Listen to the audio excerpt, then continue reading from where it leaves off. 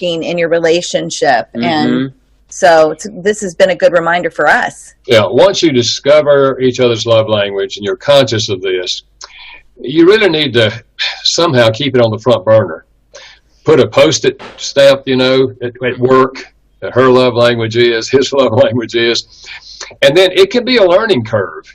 Like if you didn't receive words of affirmation growing up, and then you get married and realize your spouse's language is words of affirmation, you're going to have to learn. It's going to take you some time to work on this.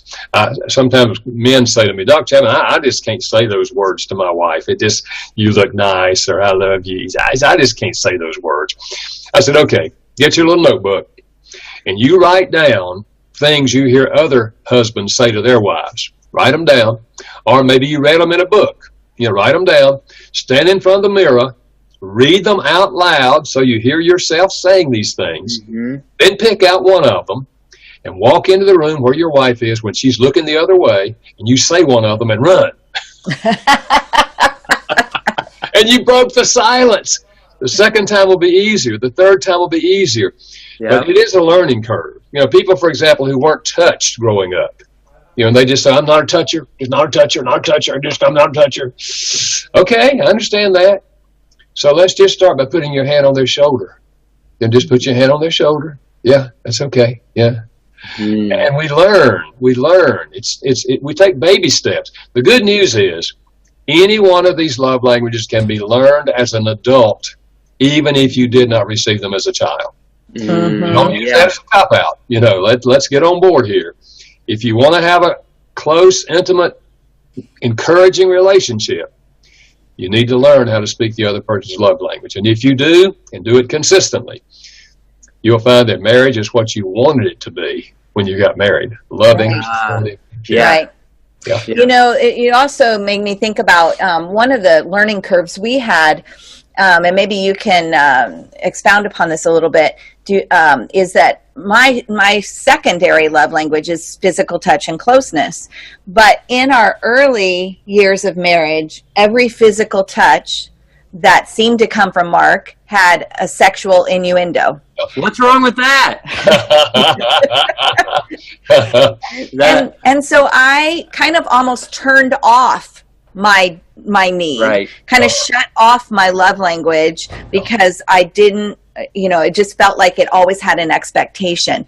Can we do that maybe from our childhood imprint, or from our the dynamics in our marriage? Can we maybe shut that off in ourselves? I think we can.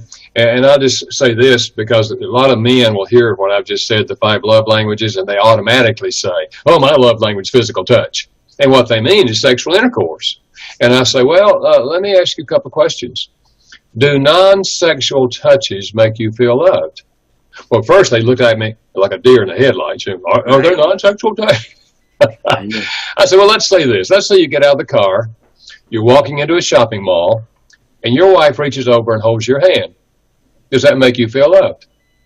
And if he says, not really, I say, okay, let's say that she's pouring a cup of coffee and she puts her hand on your shoulder. Does that make you feel loved? And if he says, not really, I said, then your love language is not physical touch. You like sex, but that's not your love language. Okay? And we know there's a difference between men and women.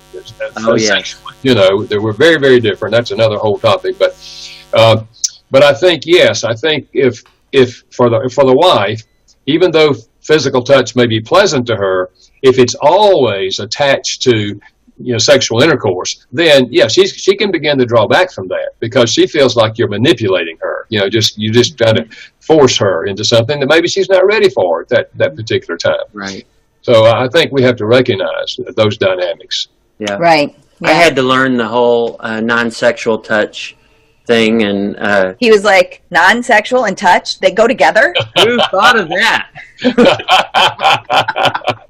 But it's been powerful for us, for me, to realize that my expectations and demands were crushing Jill, and I didn't want to do that. And so I had to learn, and it is hard work, but as guys, we got to man up and do what's hard. As we've said, we've got to work through awkward to get to a new normal. And it is awkward, but it's doable. Yeah, you're exactly right. And I think a lot of men don't realize that the female's desire for sexual intimacy is far more tied to her emotions. If she doesn't feel loved by you, she doesn't have much interest in being intimate with you. And that's why the love language is so important to the sexual relationship. You know, if he will speak her love language, which acts of service. In fact, a guy said to me the other day, he said, Dr. Chapman, man, this is blowing my mind. He said, I read your book, and my wife read it, and we took the quiz, and her love language is acts of service. And she told me the other day that when I take the trash out, she finds that sexy. He said, Dr. Chapman, nobody ever told me that. He said, if I'd have known that, I'd have been taking the trash out 3 times a day. I know. I love it. Yeah. So the love language is important to the